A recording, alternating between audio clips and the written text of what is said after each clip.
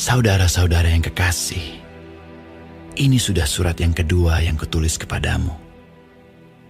Di dalam kedua surat itu aku berusaha menghidupkan pengertian yang murni oleh peringatan-peringatan, supaya kamu mengingat akan perkataan yang dahulu telah diucapkan oleh nabi-nabi kudus, dan mengingat akan perintah Tuhan dan Juru Selamat yang telah disampaikan oleh rasul-rasulmu kepadamu.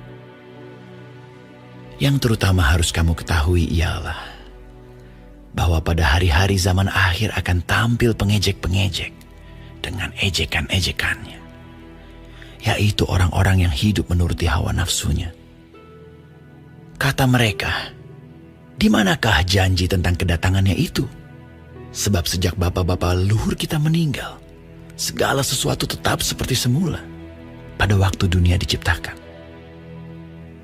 Mereka sengaja tidak mau tahu bahwa oleh firman Allah, langit telah ada sejak dahulu, dan juga bumi yang berasal dari air dan oleh air, dan bahwa oleh air itu, bumi yang dahulu telah binasa, dimusnahkan oleh air bah. Tetapi oleh firman itu juga, langit dan bumi yang sekarang terpelihara dari api dan disimpan untuk hari penghakiman dan kebinasaan orang-orang fasik. Akan tetapi saudara-saudaraku yang kekasih, yang satu ini tidak boleh kamu lupakan, yaitu bahwa di hadapan Tuhan, satu hari sama seperti 1000 tahun, dan 1000 tahun sama seperti satu hari. Tuhan tidak lalai menepati janjinya, sekalipun ada orang yang menganggapnya sebagai kelalaian. Tetapi ia sabar terhadap kamu, karena ia menghendaki supaya jangan ada yang binasa, melainkan supaya semua orang berbalik dan bertobat.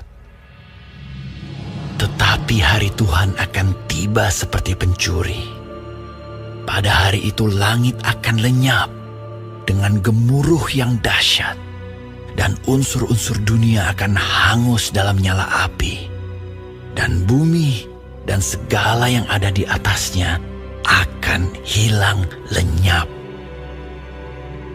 Jadi, jika segala sesuatu ini akan hancur secara demikian, betapa suci dan salehnya kamu harus hidup, yaitu kamu yang menantikan dan mempercepat kedatangan hari Allah.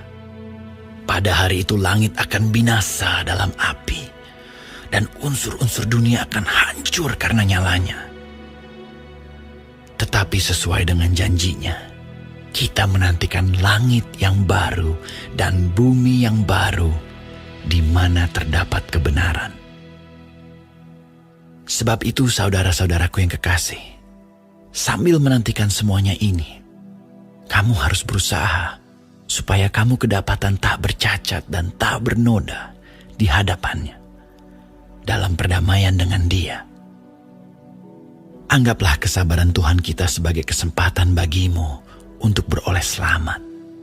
Seperti juga Paulus, saudara kita yang kekasih, telah menulis kepadamu menurut hikmat yang dikaruniakan kepadanya. Hal itu dibuatnya dalam semua suratnya, apabila ia berbicara tentang perkara-perkara ini. Dalam surat-suratnya itu ada hal-hal yang sukar difahami, sehingga orang-orang yang tidak memahaminya dan yang tidak teguh imannya memutar balikannya menjadi kebinasaan mereka sendiri, sama seperti yang juga mereka buat dengan tulisan-tulisan yang lain.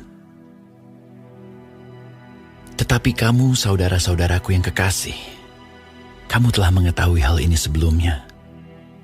Karena itu waspadalah, supaya kamu jangan terseret ke dalam kesesatan orang-orang yang tak mengenal hukum, dan jangan kehilangan peganganmu yang teguh. Tetapi bertumbuhlah dalam kasih karunia dan dalam pengenalan akan Tuhan dan Juru Selamat kita, Yesus Kristus. Baginya kemuliaan, sekarang dan sampai selama-lamanya.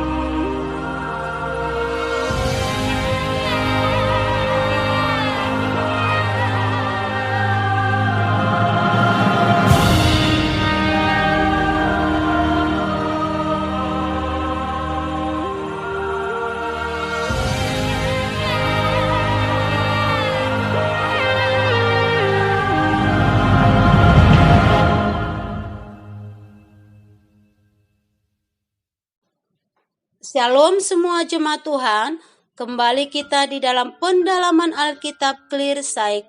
Sekarang kita sudah memasuki kitab 2 Petrus 3. Tuhan Yesus memberkati.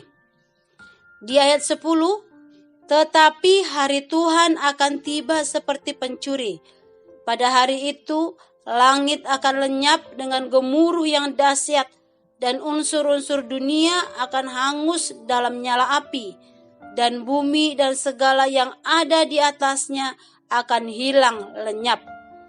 Hari Tuhan menunjuk kepada peristiwa yang berawal dengan kedatangan Kristus untuk mengangkat jemaat Tuhan yang setia untuk berjumpa dengannya di angkasa.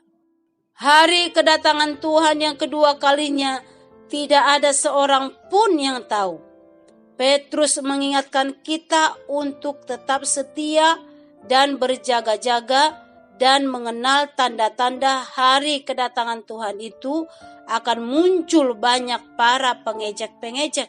Di ayat 3 dikatakan, yang terutama harus kamu ketahui ialah bahwa pada hari-hari zaman akhir akan tampil pengejek-pengejek dengan ejekan-ejekannya, yaitu orang-orang yang hidup menuruti hawa nafsunya.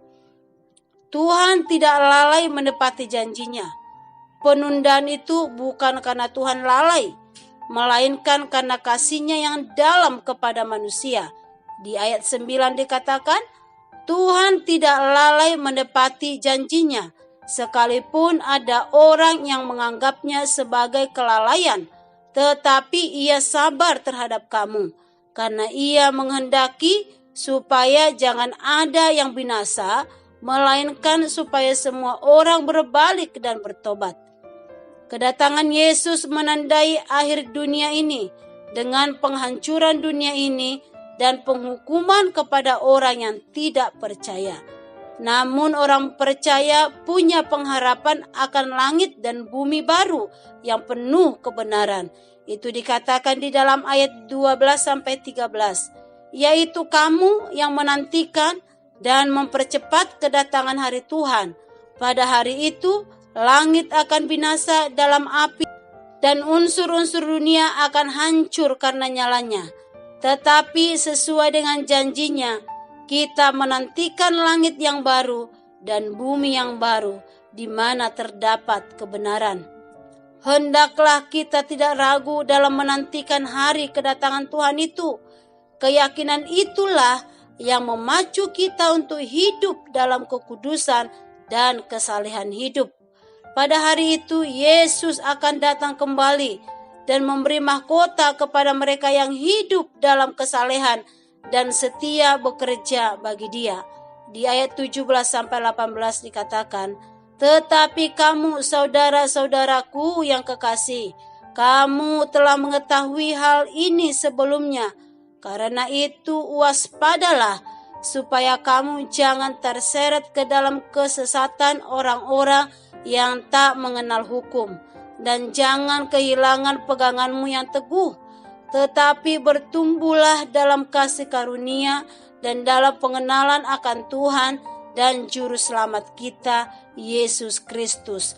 Baginya kemuliaan sekarang dan sampai selama-lamanya. Amin. Tuhan Yesus memberkati.